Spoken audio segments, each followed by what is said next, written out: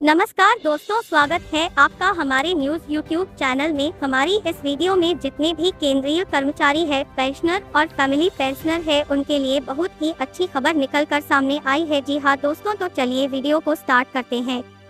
फरवरी से लागू होगा नया वेतन आयोग, जाने सैलरी और डीए पर ताजा अपडेट देखें। 8th PAY commission salary list 2026।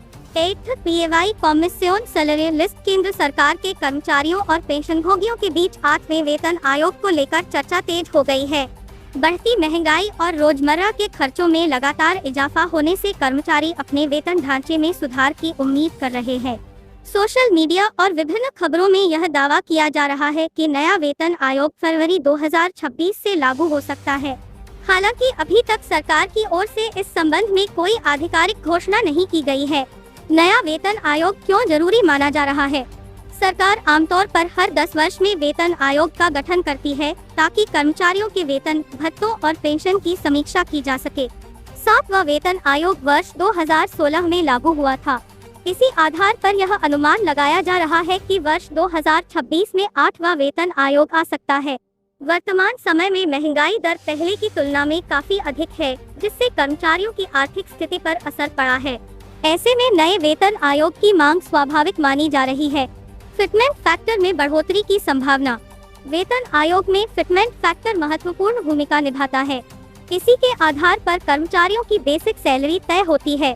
अभी फिटमेंट फैक्टर 2.57 है, लेकिन चर्चाओं में इसे बढ़ाकर 3.68 तक किए जाने की संभावना जताई जा रही है।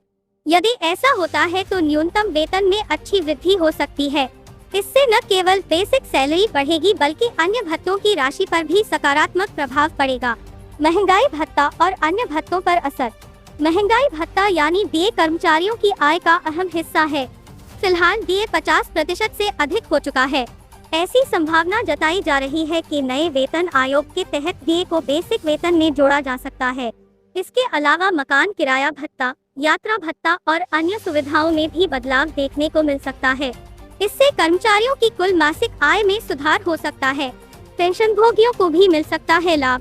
8वां वेतन आयोग केवल वर्तमान कर्मचारियों के लिए ही नहीं बल्कि पेंशनभोगियों के लिए भी राहत भरा साबित हो सकता है। न्यूनतम पेंशन में बढ़ोतरी और महंगाई राहत की नई दरों से बुजुर्गों को आर्थिक सहारा मिल सकता है। इससे वे अपने स्वास्थ्य और दैनिक खर्चों को बेहतर तरीके से संभाल सकेंगे। लागू होने की तारीख पर स्थिति स्पष्ट नहीं। फरवरी 2026 से लागू होने की खबरें अभी केवल अटकलों पर आधारित है।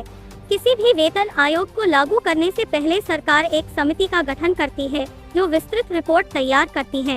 इस पूरी प्रक्रिया में समय लगता है, इसलिए अंतिम निर्णय केवल आधिकारिक घोषणा के बाद ही स्पष्ट होगा। स्पष्टीकरण: यह लेख सामान्य जानकारी और उपलब्ध रिपोर्टों के आधार पर तैयार किया गया है। 8वें वेतन आयोग, उसकी लागू तिथि, वेतन संरचना या पेंशन संशोधन को लेकर भारत सरकार की ओर से अभी तक कोई आधिकारिक अधिसूचना जारी नहीं की गई है। अंतिम और मान्य जानकारी केवल सरकारी घोषणा के बाद ही मानी जाएगी। ये है हमारी लेटेस्ट अपडेट। आई होप आपको हमारी ये वीडियो अच्छी लगी हो। वीडियो अच्छी लगी हो तो वीडियो को लाइक, शेयर और सब्सक्राइब करना ना भूले। जय हिंद, जय जवान, जय किसान।